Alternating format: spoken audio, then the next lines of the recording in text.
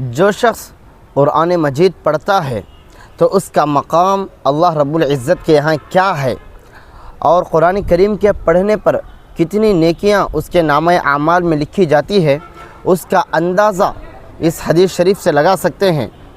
اللہ کے نبی صلی اللہ علیہ وسلم ارشاد فرماتے ہیں، من قرأ حرفا من کتاب اللہ فلہ بہ حسنۃ والحسنۃ بعشر امثالها لا اقول الف لام میم حرف بل الف حرف ولام حرف ومیم حرف۔ اللہ کے نبی صلی اللہ علیہ وسلم فرماتے ہیں، جو شخص قرآن مجید کا ایک حرف پڑھا تو اس کے لیے 10 نیکیاں ہیں۔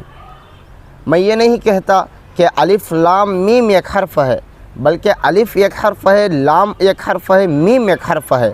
اگر کوئی الف لام میم پڑھا تو اس کے لیے 30 نیکیاں لکھی جاتی ہیں۔